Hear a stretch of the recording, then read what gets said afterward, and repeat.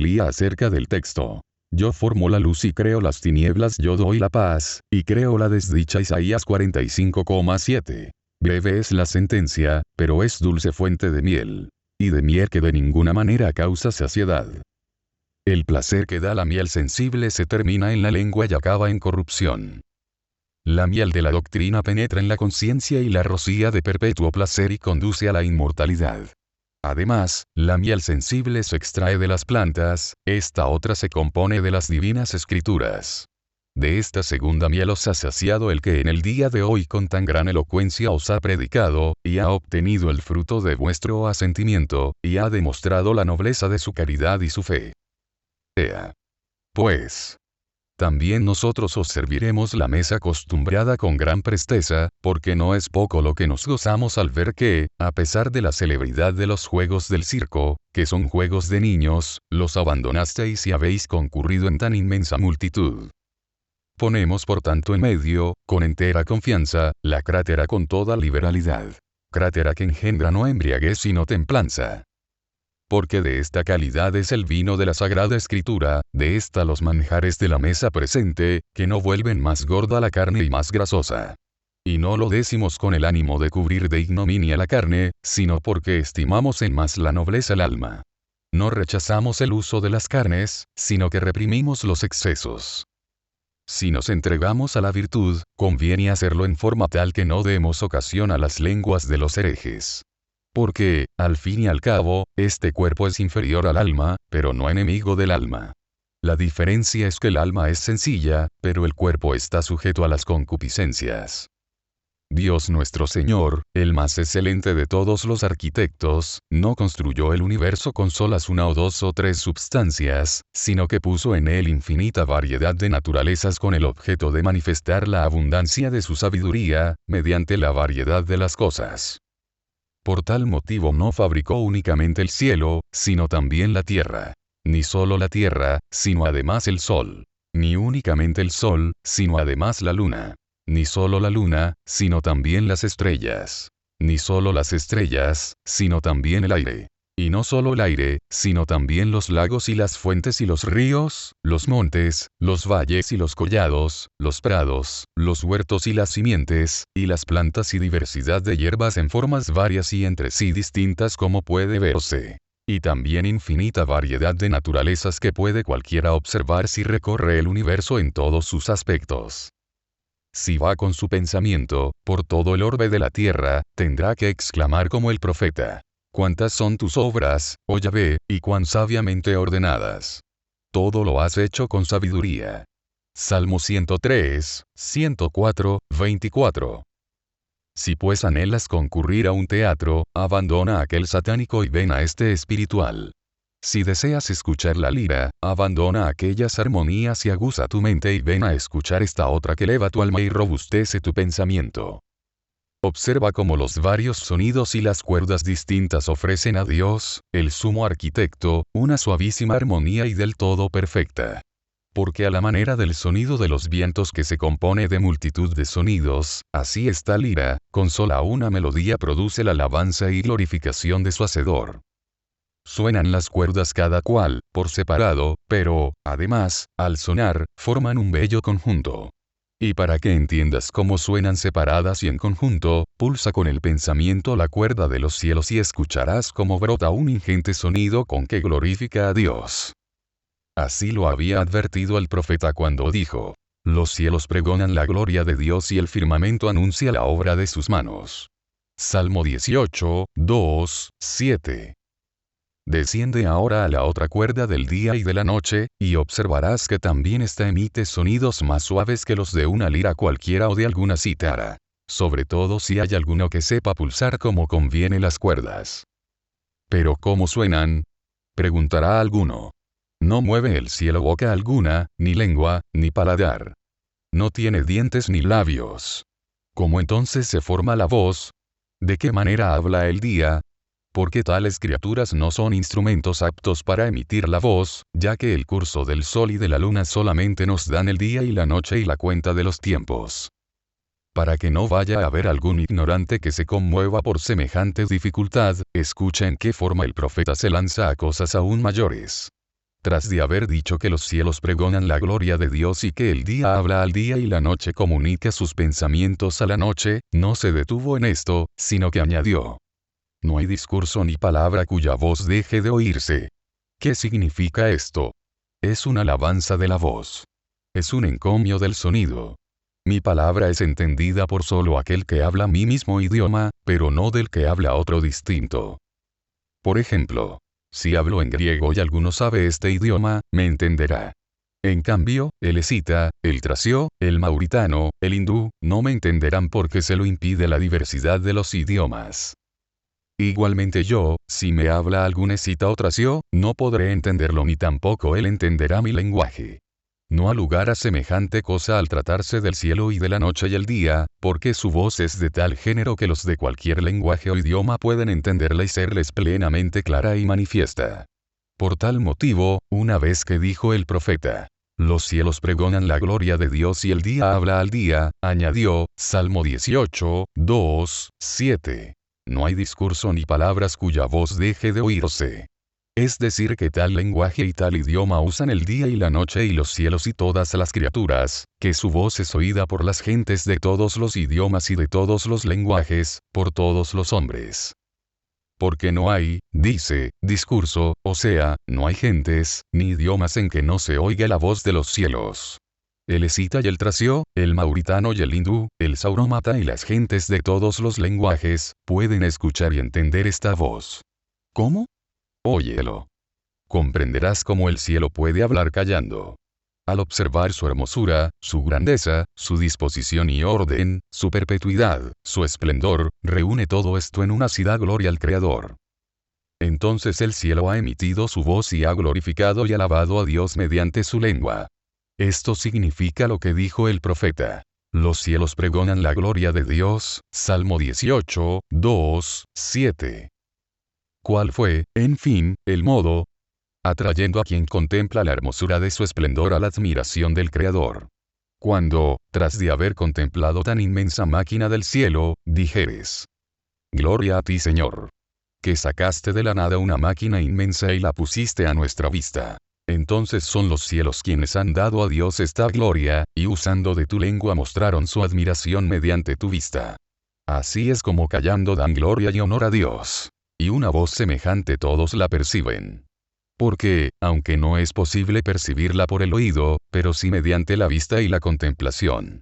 Y esa vista y contemplación para todos es igual, aun cuando en el idioma sean diferentes. El bárbaro, el escita, el tracio, el mauritano, el hindú, todos escuchan esta voz.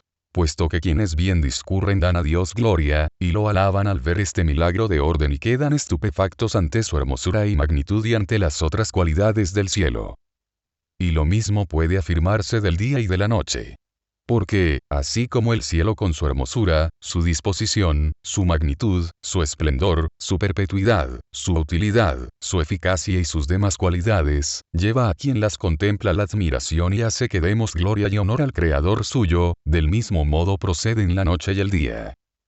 Cuando contemplas el orden y sucesión de ambos, y en qué forma el día, una vez que ha terminado su trabajo, no se esfuerza por sacar de sus límites a la noche, ni muestra codicia alguna de usurpar las cosas ajenas. Y como ni el día, por ser más brillante anhela llenar todo el tiempo, sino que a sus tiempos se aparta. E igualmente la noche, en cuanto ha terminado su curso, deja su sitio al día. Y que esto ha sucedido por tan largos años sin que se notara confusión alguna que perturbe el orden, en forma tal que el día haya echado fuera la noche, ni la noche haya quitado alguna parte del día, a pesar de ser este más brillante y aquella más oscura, ¿acaso, cuando hayas contemplado un orden tan perfecto, no glorificarás a Dios? Como dos hermanas entre sí encariñadas y llenas de benevolencia, se dividen en partes iguales y equilibradas la herencia paterna y ni en lo más mínimo la una defrauda a la otra, así el día y la noche, habiéndose repartido el tiempo, al no quitarse ni la mínima parte del que les corresponde, guardan una igualdad tan grande como por el uso diario la conocéis y por la diaria experiencia. Oigan esto los avaros y los que despojan a sus hermanos de parte de su herencia. Avergüéncense del perfecto orden de los tiempos y de la concordia entre el día y la noche, y corrijan su defecto. Tal es el modo como el día habla al día y la noche comunica a la noche sus pensamientos, no precisamente lanzando voces, sino predicando a su Creador con un sonido más penetrante que el de una trompeta, mediante su orden perfecto, su disposición, su igualdad, su medida que ningún obstáculo modifica. Y esto sucede no en un ángulo de la Tierra, sino en todos los ángulos y regiones que contempla el Sol. Porque semejantes voces recorren todo el mundo, ya que por todas partes lo envuelve el cielo y por todas partes existen el día y la noche, y van repartiendo sus enseñanzas por tierras y por mares. Por esto no dijo el profeta sencillamente que los cielos hablan la gloria de Dios, sino que la pregonan. Es decir, que instruyen en esa gloria a otros, y tienen como discípulo a todo el género humano.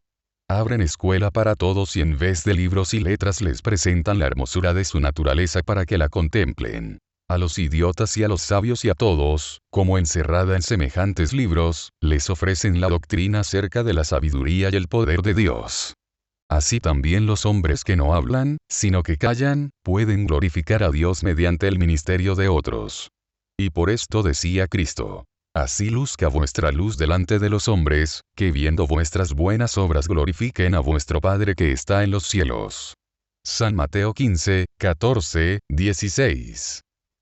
En consecuencia, así como quien observa una vida en virtudes refulgente, aun cuando quien la vive guarde silencio, glorifica y alaba a Dios, del mismo modo quien contempla la hermosura del cielo, glorifica al Creador. Por esto dice el profeta: los cielos pregonan la gloria de Dios, es decir, mediante los que los contemplan. Y el día habla al día y la noche comunica con la noche sus pensamientos. ¿Qué pensamientos? Los referentes al conocimiento del Creador. Como el día saca al hombre a su trabajo, la noche, cuando llega, le proporciona descanso de sus innumerables ocupaciones y lo alivia, y le adormece los ojos ya fatigados y le baja los párpados. Y hace que el hombre, restauradas sus fuerzas, reciba los nuevos rayos del sol.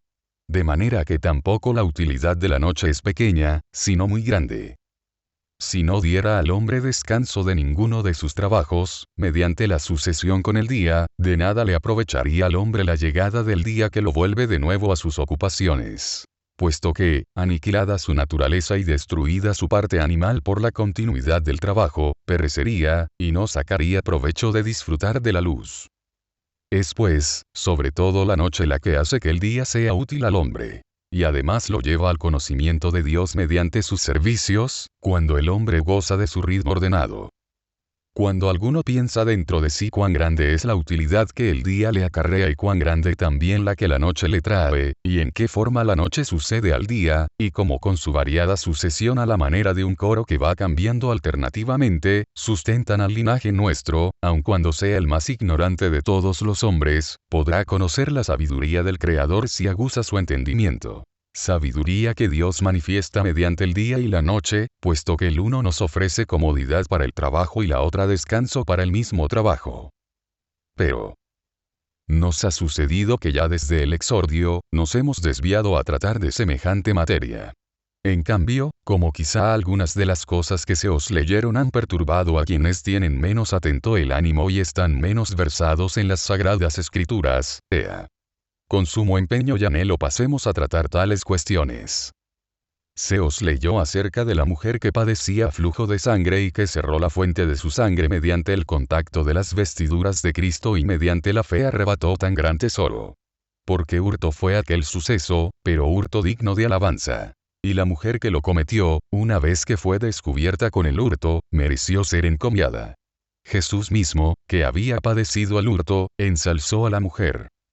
Se os leyó también acerca de las cicatrices y heridas y cárceles y destierros y juicios y naufragios y ataduras y cadenas y acechanzas continuas y variadas, y muertes cotidianas, y hambres y sed y desnudez y diaria solicitud de San Pablo. ¿Pero qué haré yo? Será necesario que, poniendo todo mi esfuerzo, me sustraiga a semejantes materias, no sea que de nuevo San Pablo nos retenga y arrastre y lleve fuera del asunto que tenemos delante.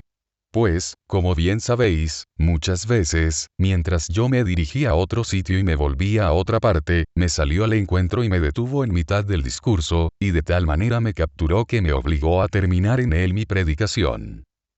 A fin, pues, de que no nos acontezca ahora lo mismo, como quien enfrena con violencia el discurso que tiende hacia él, volvámoslo y traigámoslo al dicho del profeta. ¿De qué dicho se trata? Yo el Señor, dice, formo la luz y creo las tinieblas. Yo doy la paz, yo creo la desdicha. Isaías 45,7. Veis ya cómo no en vano ni al acaso dirigimos acá nuestros pasos, sino que nos apresuramos a venir a esta materia, tras de hacer a un lado las otras, porque la presente materia, a quien esté menos atento le causará no pequeña turbación. En consecuencia, atended, os ruego, y despertad vuestro ánimo y aguzad vuestros oídos. Haced a un lado toda solicitud del siglo y advertid a lo que se os dice. Quiero pagaros este tributo por vuestro empeño en acudir a la reunión, de tal modo que, al regresar a vuestros hogares, saturados de espirituales alimentos, conozcan quienes no acudieron, por los hechos mismos, cuán grande es la pérdida que han sufrido. Y lo sabrán, si vosotros captáis con cuidado lo que os vamos a decir, de manera que luego lo podáis transmitir. Yo el Señor formo la luz y creo las tinieblas. Yo doy la paz y creo la desdicha, Isaías 45,7. Repito con frecuencia el texto para que quede enclavado en vuestra mente, y podamos luego ofreceros la solución. No es este texto el único que tal afirma. Otro profeta que consuena perfectamente, decía: ¿habrá en la ciudad calamidad cuyo autor no sea Yahvé? Amós 3,6. ¿Qué significa, pues, lo que dice? Porque es necesario hallar una solución única a esta clase de textos. ¿Cuál será la solución?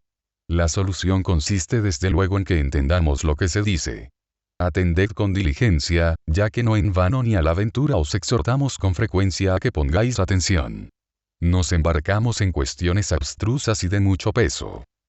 Hay unas cosas que son buenas, otras malas y otras como intermedias. De estas, muchas y a muchos les parecen malas no siéndolo, a pesar de lo cual se las llama malas y por tales se las tiene. Mas, a fin de que mejor se esclarezca lo que voy a decir, procedamos a declarar nuestra afirmación. A muchos la pobreza les parece un mal, pero no lo es. Más aún, si alguno es previsor y cuidadoso, encuentra medios para alejar ese mal. Por el contrario, las riquezas parecen ser un bien, pero no son en absoluto buenas, si no se usan como conviene. Si fueran en absoluto buenas, necesariamente serían buenos los que las poseen. Pero, si no todos los ricos son virtuosos, queda en claro que las riquezas parecen ser un bien, pero tomadas en sí simplemente no son buenas ni malas, sino cierta materia que yace como puesta en medio y ofrece ocasiones de ejercitar la virtud. Considéralo por este otro camino. Hay en el cuerpo ciertas cualidades que dan su nombre a quienes las poseen. Por ejemplo, el candor y blancura no es substancia, sino una cualidad y accidente que sobreviene a la substancia. De manera que, si a alguno le acontece que semejante cualidad se le adhiera, será llamado y tenido como blanco.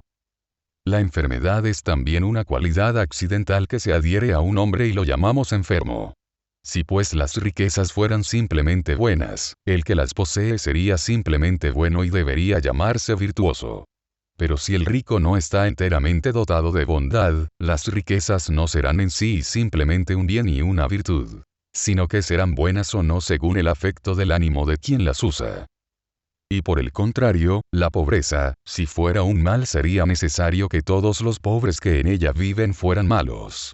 Pero si muchos hombres han ganado el cielo, siendo pobres, la pobreza no es un mal. Dirá alguno: pero es que muchos a causa de la pobreza blasfeman. No es por la pobreza, sino por su locura y bajeza de ánimo, por lo que blasfeman. Y esto queda en claro con el ejemplo de Job, quien, reducido a la extrema pobreza, y despeñado en el abismo pleno de la indigencia, no solo no blasfemó, sino que no cesaba de alabar a Dios, y decía: el Señor lo dio, el Señor lo quitó. Como al Señor le pareció así se hizo. Sea el nombre del Señor bendito por los siglos. Job 1:21. Dirás que muchos a causa de las riquezas roban y se echan sobre lo ajeno.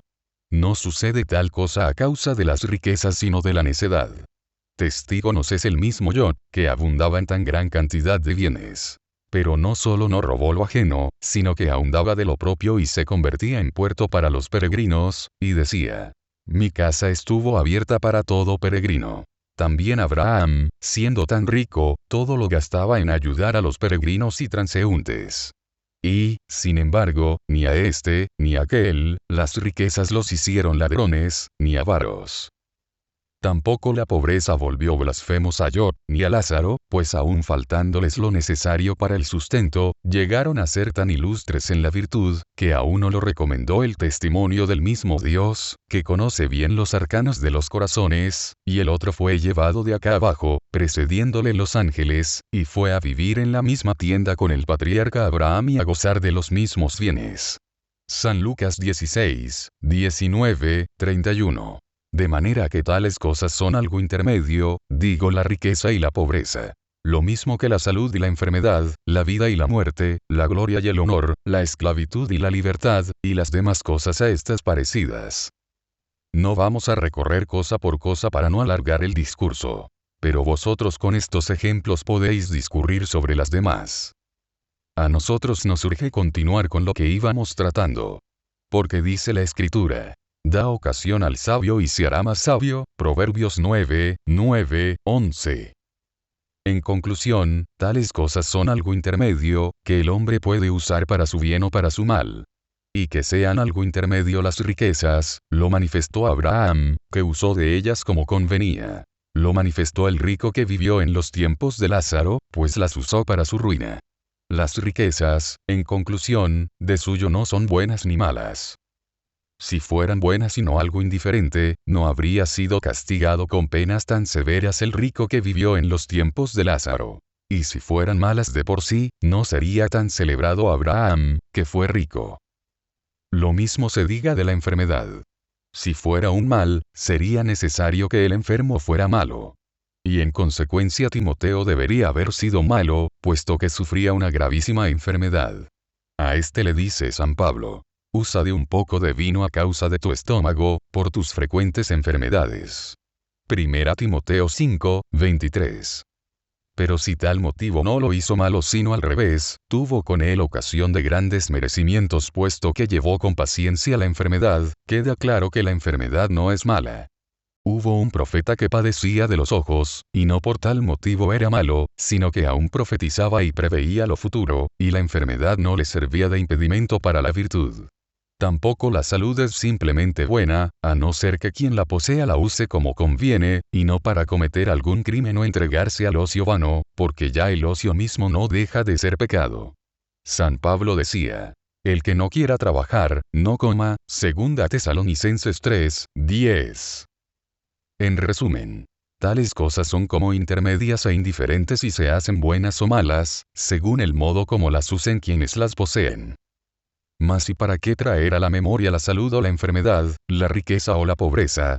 Lo que según el vulgo es el colmo de todos los males y como resumen de todos los bienes, quiero decir la muerte y la vida, no son, absolutamente hablando, ni buenas ni malas sino indiferentes, y según las sobrelleva el ánimo de quien las usa se hacen buenas o malas. Por ejemplo, bueno es vivir si alguno usa de la vida como conviene. Pero si la usa para entregarse a los pecados e iniquidades, ya no es buena, sino que sería mucho mejor que quien así procede, muriera. Y, por el contrario, la muerte, que todos piensan que debe huirse, nos acarrea infinitos bienes cuando se sufre por un motivo conveniente. Lo prueban los mártires, pues a causa de su muerte son los más felices de los hombres. San Pablo no simplemente deseaba vivir en Cristo, sino porque de ahí resultaba fruto de buenas obras. Porque dice: no sé elegir. Por ambas partes me siento apretado, pues de un lado deseo morir para estar con Cristo, que es mucho mejor. Por otro, quiero permanecer en la carne, que es más necesario para vosotros. Filipenses 1, 21, 24. Y por el mismo motivo decía el profeta: preciosa es en el acatamiento del Señor la muerte de los santos. Salmo 115, 116, 15. No simplemente la muerte, sino semejante muerte. Y, por el contrario, en otra parte, dice: la muerte de los pecadores. Pésima. Observas como también la muerte es cosa indiferente y que no es ni simplemente buena ni simplemente mala, sino que se califica según la disposición de ánimo de quienes la reciben. Por esto el sapientísimo Salomón, cuando hace memoria de la utilidad que en las cosas indiferentes está colocada, y discurre acerca de ellas, y demuestra que no son absolutamente buenas unas y malas otras, sino que unas se hacen buenas mediante la conveniencia del tiempo, aunque parezcan molestas, y lo malo se hace malo, aunque parezca agradable, decía de las mismas cuando no se hacen a sus tiempos convenientes. Tiempo de llorar y tiempo de reír. Tiempo de vivir y tiempo de morir. No siempre el gozo es un bien, sino que a veces es un mal y daño. Ni siempre dolerse es un mal, sino que a veces resulta dañino y mortal. Y San Pablo declarando lo mismo decía: pues la tristeza según Dios es causa de penitencia saludable, de que jamás hay que arrepentirse. Mientras que la tristeza según el mundo lleva a la muerte. Segunda Corintios 7, 10. Mira, pues, como también esto es algo intermedio y cosa indiferente. Y por lo mismo también lo es su contrario, o sea el gozarse.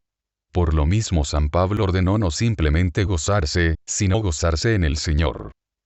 Pero ya hemos aclarado esta cuestión suficientemente en lo de las cosas indiferentes, si es que nuestros oyentes nos han prestado atención. Resta que vengamos a las cosas que no son indiferentes, sino buenas y que no pueden convertirse en malas. Y a las malas que jamás pueden ser buenas. Porque las que hemos mencionado a veces son de un modo y a veces de otro. Así pasa con las riquezas que ahora sirven para arrebatar lo ajeno y son malas, y si ahora se gastan en hacer limosnas, son buenas.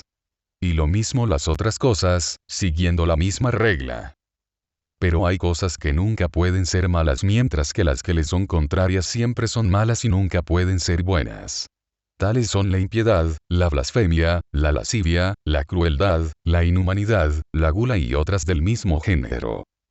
Notad que no afirmo que un hombre por ser malo, ya no pueda volver a ser bueno, ni que quien es bueno jamás pueda hacerse malo. Sino que tales cosas en sí mismas jamás pueden hacerse que sean lo contrario. Cada una al permanecer en su género es buena o es mala. El hombre, cuando ha elegido al primer género se hace bueno. Cuando elige el contrario se hace malo. Hay en consecuencia tres órdenes de cosas. Las buenas que nunca pueden hacerse malas, como la templanza, la limosna y otras. Hay otras malas que nunca pueden hacerse buenas, como la lascivia, la inhumanidad, la crueldad. Otras hay en fin que son buenas o malas, según la disposición de ánimo de quienes las practican.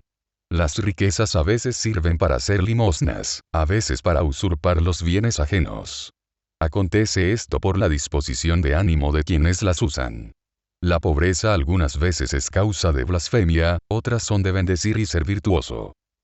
En consecuencia, no pocos hombres ignorantes, porque se hace necesario venir ya a la solución de la dificultad, llaman malas, no solo a las cosas que jamás pueden ser buenas, sino también algunas de las indiferentes como la pobreza, la cautividad, la esclavitud, el hambre y otras parecidas, que ya demostramos que han de contarse entre las indiferentes. Hay muchos que llaman malas a las cosas que no lo son. Y precisamente de estas habla el profeta. Es decir, de las que en la estima del vulgo son malas, pero en realidad no lo son, como la cautividad, la esclavitud, el hambre y otras. Demostramos ahora cómo semejantes cosas no solo no son malas, sino que sirven mucho para apartar de las malas. Y comencemos por la primera que nombramos. El hambre, que a todos parece ser cosa temible y verdaderamente espantosa. Observa en qué forma no es mala, sino que más bien adoctrina para vivir bien. Como el pueblo de los hebreos llegara al colmo de la perversidad, el gran Elías verdaderamente digno del cielo quiso curarlos de su entorpecimiento. Y para corregirlos, les dijo: dice el Señor a quien sirvo, que no habrá lluvia sino por mi palabra. Primera de Reyes 17,1. Él, que no poseía sino una piel de cordero, cerró los cielos. Tanto pudo para con Dios. Miras cómo la pobreza no es un mal. De otro modo no hubiera merecido tanto favor con Dios, quien era el más pobre de los mortales, ni habría demostrado tan grande poder mientras aún vivía sobre la tierra, mediante su sola palabra.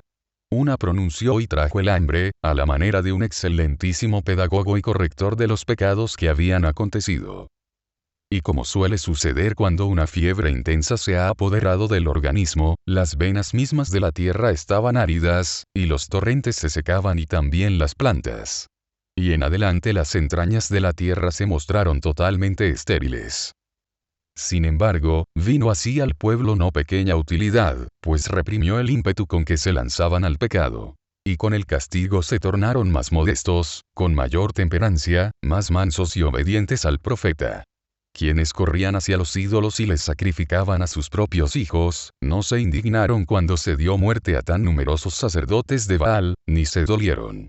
Mejorados mediante el hambre, llevaron en paciencia la matanza, en silencio y temerosos. Adviertes cómo el hambre no es mala, sino que incluso hasta aprovecha para quitar ciertos males y pecados, y hace las veces de remedio para sanar ciertas enfermedades. Y si quieres ver cómo la cautividad tampoco es mala, piensa en cómo eran los judíos antes de la cautividad, y cómo en la cautividad misma, a fin de que conozcas que ni la libertad es absolutamente buena, ni la cautividad absolutamente mala. Cuando gozaban de libertad y vivían en su patria, de tal modo se portaban, que diariamente clamaban contra los profetas, y conculcaban las leyes, adoraban a los ídolos y violaban los mandamientos de Dios. Pero una vez que fueron llevados a una tierra extraña, y hubieron de vivir en la región de los bárbaros, finalmente de tal modo quedaron humillados y se mejoraron y guardaron la ley, que vale la pena poneros ahora delante el salmo de donde puede colegirse, para que por los frutos conozcáis lo que les sirvió la cautividad. ¿Qué salmo? El que dice: junto a los ríos de Babilonia, ahí nos sentábamos y llorábamos acordándonos de Sión. De los sauces de sus orillas suspendíamos nuestras cítaras. Ahí los que nos tenían cautivos nos pedían que cantásemos, y decían: cantadnos alguno de los cantares de Sión. ¿Cómo cantaremos en tierra extranjera los cánticos de Yahvé? Salmo 136, 137, 1. ¿Ves cómo la cautividad los humilló? Porque antes no sufrían a los profetas que los amonestaban que no traspasasen la ley. Pero después, aun instándoles los bárbaros y obligándolos sus señores a que traspasaran la ley, no los obedecían, sino que les contestaban: no cantaremos el cántico del Señor en tierra extraña. Porque la ley no les permitía hacerlo.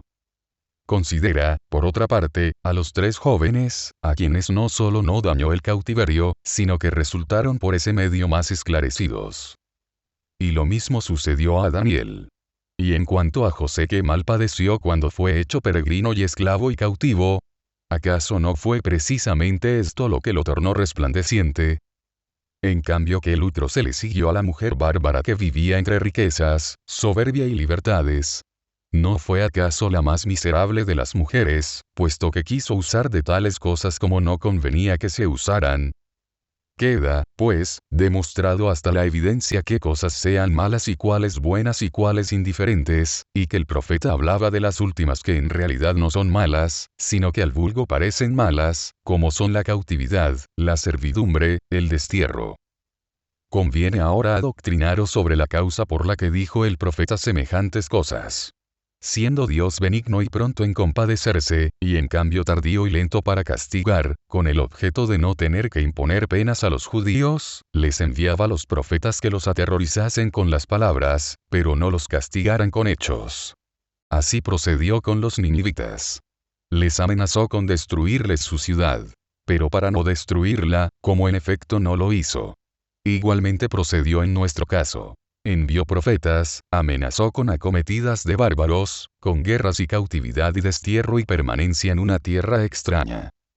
A la manera de un padre benigno e indulgente que quiere corregir a su hijo lascivo y perezoso, busca el azote, amenaza con la correa y dice: lo ataré, lo azotaré, lo mataré.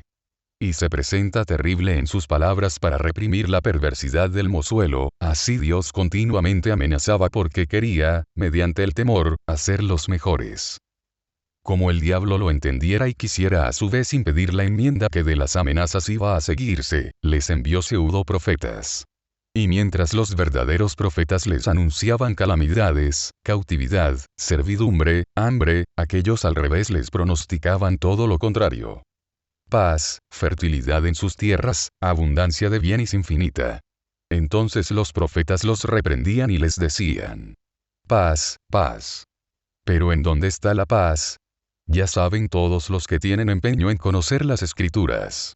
Cómo sucedió en efecto cuanto los profetas habían predicho contra los pseudoprofetas, que debilitaban el esfuerzo del pueblo para la enmienda y le quebrantaban sus anhelos. Corrompían al pueblo en tal grado, que dijo Dios por sus profetas: yo Dios doy la paz, yo creo la desgracia. ¿Qué desgracia? Los males que he enumerado: cautividad, esclavitud y otros tales. Pero no la fornicación, ni la lascivia, ni la avaricia ni cosas semejantes. Por lo mismo, cuando otro profeta dijo: habrá en la ciudad desgracia que no haya hecho el Señor, hablaba de estas desgracias: hambre, enfermedad, castigos enviados por Dios. En el mismo sentido dice Cristo: bástale al día su maldad. No se refiere sino a los trabajos y aflicciones. En conclusión, lo que dice el profeta es esto: que los pseudoprofetas no os tornen remisos para el bien ni os quiten las fuerzas, puesto que Dios os puede volver la paz y también entregaros a la cautividad. Y esto es lo que significa: doy la paz, creo la desgracia. Para que veas ser esto verdad, examinemos cada frase con toda exactitud. Dijo primero: yo formo la luz y creo las tinieblas. Luego añadió: yo doy la paz y creo la desdicha. Puso primero dos cosas entre sí contrarias, y enseguida otras dos también entre sí contrarias, para que con esto entendieras que él no hablaba de la fornicación, sino de las otras calamidades. Porque, ¿qué es lo que se opone a la paz? Manifiestamente la cautividad y no la lascivia ni la fornicación ni la avaricia. Puesto que, así como puso en primer lugar dos cosas contrarias, igualmente ha de juzgarse de la segunda frase. Lo contrario de la paz no es la fornicación, ni el adulterio, ni la lascivia, ni otro alguno de semejantes vicios, sino la cautividad y la esclavitud. Los hombres se impresionan en referencia a las demás cosas de igual manera que con los elementos. Por ejemplo, dice: así como formó la luz y las tinieblas. Ahora bien, a muchos la luz les parece agradable y las tinieblas les parecen molestas y hablan de la noche como de un mal y del mismo modo se expresan en referencia a las demás cosas. Pero no hay razón para acusar la noche, ni las tinieblas, ni tampoco la cautividad ni la esclavitud. Por mi parte, pregunto: ¿qué de malo tienen las tinieblas? ¿No son un descanso de los trabajos? ¿No son un alivio en los cuidados? ¿No son un acabarse los dolores? ¿No son la reparación de las fuerzas? Si no existieran la noche y las tinieblas cuando podríamos gozar de la luz, ¿no se habría destrozado y deshecho la parte animal del hombre? Pues, así como a los insensatos las tinieblas les parecen algo malo, aun cuando no lo son y las necesitamos para poder gozar de la luz del día mismo y nos vuelven más aptos para los trabajos que durante el día emprendamos, y nos rehacen mediante el descanso, así la cautividad no es un mal. Y de esta trataba el profeta cuando decía: doy la paz, creo la desdicha.